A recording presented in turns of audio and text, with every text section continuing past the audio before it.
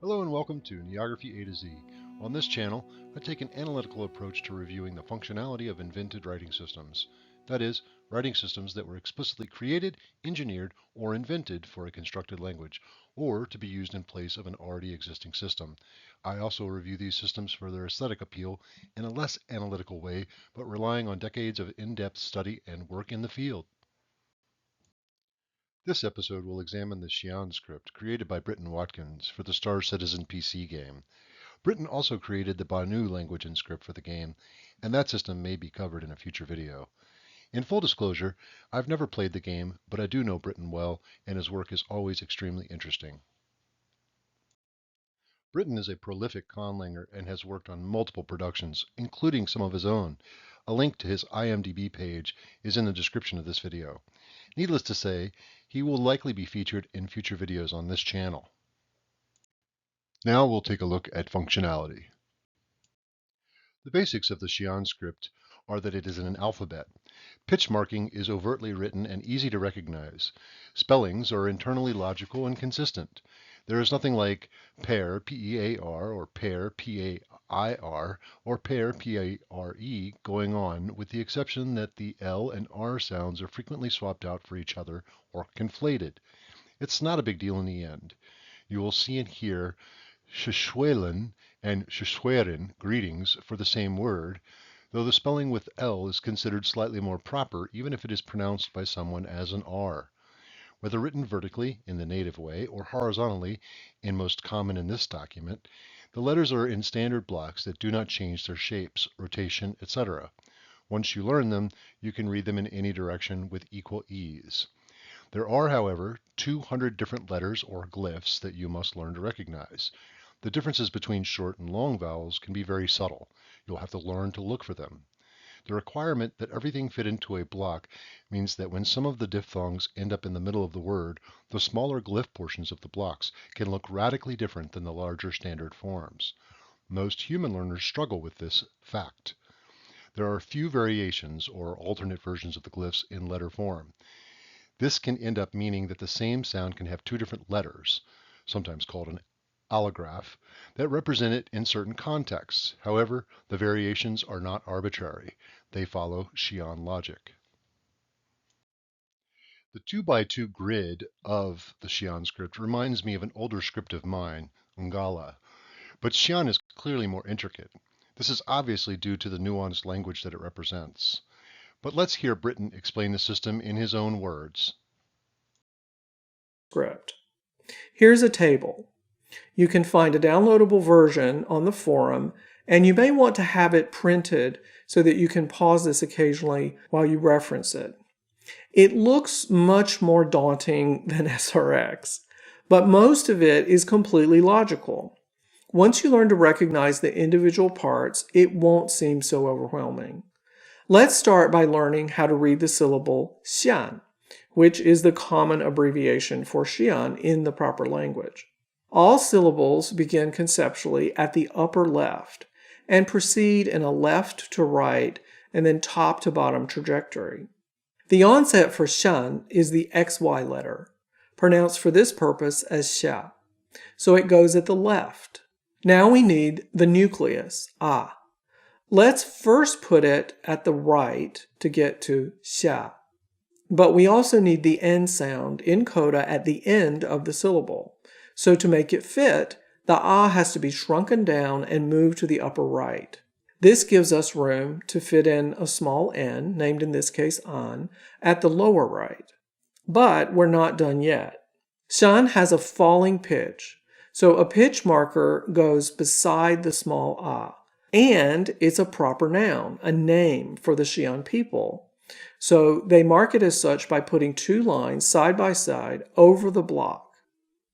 Now that you understand the basics of building a syllable block called an unke, let's look at all of the keshin, the individual letters. I'll pronounce them as they are highlighted in the neutral mid-level tone.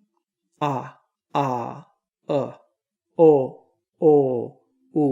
u, e, i, ao, o,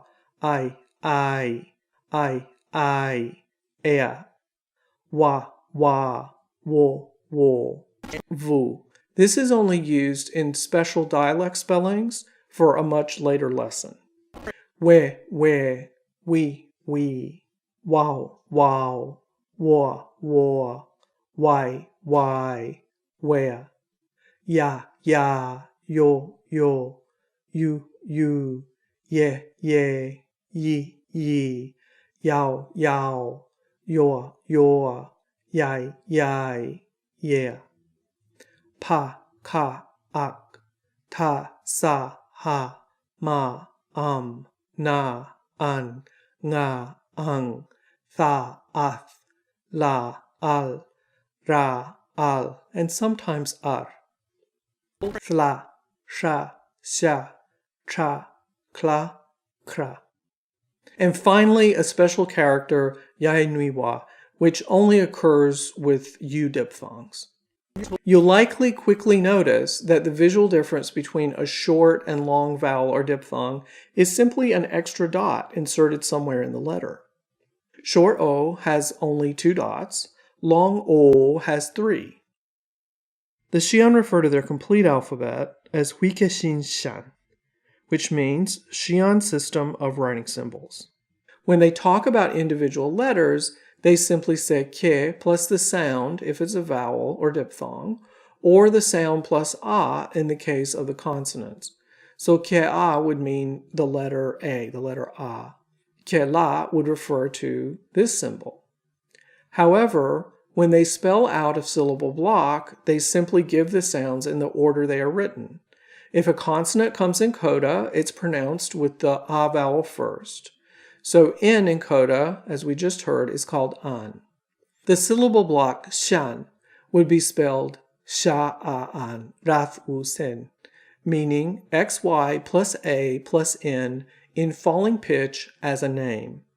When vowels stand alone, as in the word e, meaning choice, and e, meaning multiply, an inverted flipped L-shaped mark puts them into syllable block format.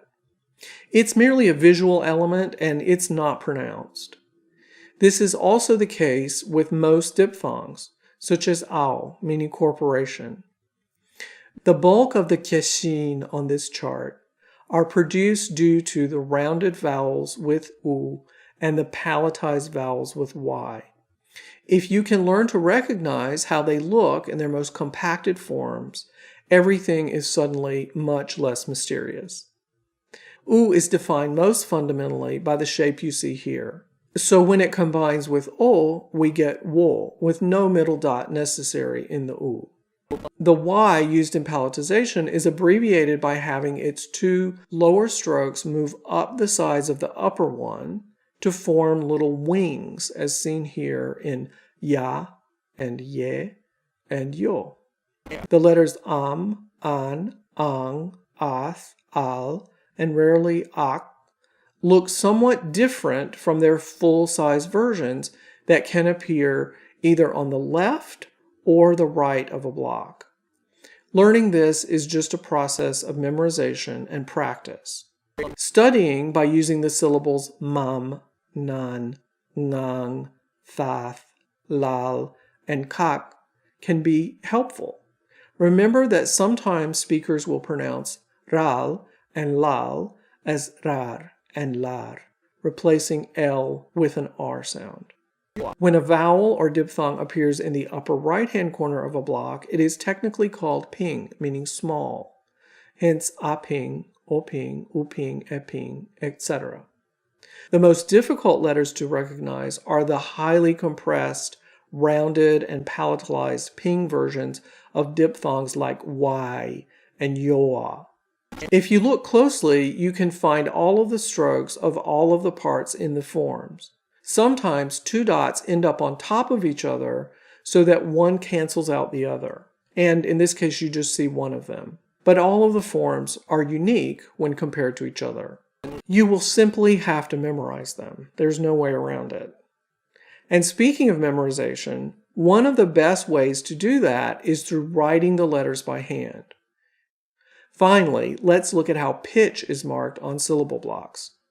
We'll use our syllable loa as an example. Mid-level flat syllables have no marking at all. Loa. Low-pitched syllables have a single underdot within or below the block. Loa. U. The higher versus lower dot is just an aesthetic typesetting difference. Falling pitch blocks have a tick mark at the upper right. Loa. Rising pitch blocks have a tick mark at the lower left and a single dot at the upper right. Loa. High-pitched syllables are marked with double dots at the upper right. Loa. And finally, across syllables and words, there is a scenario that the pitch rises only to fall again on the next syllable. This happens in athlekol, for example. Do you recall that athlekol is the farewell greeting?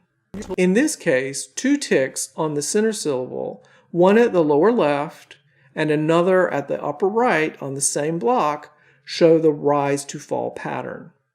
It's important to understand that pitch in Xi'an is not pure tone. You'll do better to think of it as the direction in which your voice is moving up or down or not. The flow is generally across multiple sounds or syllables, as in athlekol. Falling pitch is especially rare on short syllables, but it does occur even in Xi'an, as we've already seen, and on kya, which means fight or battle. Keep in mind also that the Xi'an script on Xi'an worlds is written almost exclusively vertically from the upper right to the lower left. When practicing long words and sentences, keep this in mind and try to write it that way yourself. A single space separates words. You can find some examples of numerals and punctuation on the downloadable document. That's it for this lesson. In the next chapter, we'll be exploring lots of basic words and phrases, and if you want to learn to read well, practice all of this over and over before moving on. Yan leekol, study well. Now we'll go over the aesthetics. The immediate and obvious comparison here is with Hangul, but it also gives a Tangut-like vibe as well. The language even has a very particular Southeast Asian feel to it. Clearly, there was a specific aesthetic goal, and I'm inclined to say that it was very much achieved. It does have quite a bit going on, but the cluttered look is understandable for two reasons. One, it is for an alien language, and two, each glyph block is conveying significant phonological information. Chris Harrow is another Xi'an creator, but his primary contribution was the font, which is used in the dictionary he created and hosts online. This type of fan devotion shows exactly how impactful a well-developed language and script can be. A link to his pages are in the description of this video. Chris is also taken to creating calligraphy that evokes an East Asian flair while still holding true to the function and design of the script made by Britton. It's impressive and notable, especially when we keep in mind that this script was developed for a game. This color wheel appears in the document An Overview of the Xi'an Language for Diplomats, linked in the description of this video. It demonstrates that a developed conlang and script can add nuance and depth to a piece of media, be it in a show or, in this case, a video game. Britton, in his capacity as the script developer, added a cursive version of the script. This sample is searchable online and is indicative of the artistry possible when a script is given the attention it deserves. It's difficult to argue that this sample couldn't pass for a natural writing system, and I would guess that there are folks who have probably mistaken it for one. Again, a few of the blocks are quite busy, but in some ways this only adds to the naturalistic vibe that the script gives off.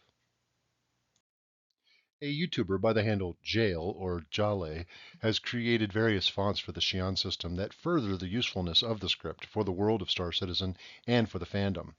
He has multiple videos explaining these fonts, and I recommend to anyone that's interested to go check those out. A link to his channel is in the description of this video. Here we can see a letter for letter or glyph for glyph comparison of the fonts between what Jale calls the classical and what he calls the modern. They're both very well done, though I prefer the classical. I do think the modern fits well with the sci-fi futuristic nature, though, of the Star Citizen game. Ultimately, this script and the language adds to the unique world building of the video game and gives users an immersive experience. The design, being as well done as it is, creates a naturalistic feel that fans obviously admire and often expect. There is little doubt of Britton's talent and dedication. So, I believe the word is pronounced choa or choa. Thank you for watching. I am rating the Xi'an script 5 out of 5 for functionality and 4 out of 5 for aesthetics.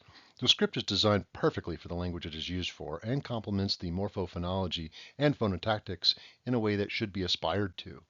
I've known Britton for about a decade, and I can say without hesitation that his work is always of the highest quality, and this Xi'an script is clearly no exception. Anyway, those are my thoughts on Xi'an, and I'm interested in hearing what you think. Have you ever played the game? Have you ever seen this script before watching this review? Next time, we'll be discussing whether Shavian or Deseret is worse, so be sure to click the bell button and be notified when the next episode is posted. Please be sure to like, share, and subscribe. I very much appreciate your time and thank you for watching. As a note, all relevant links used in the making of this video are in the description. All information is the property of its creators and is openly available online.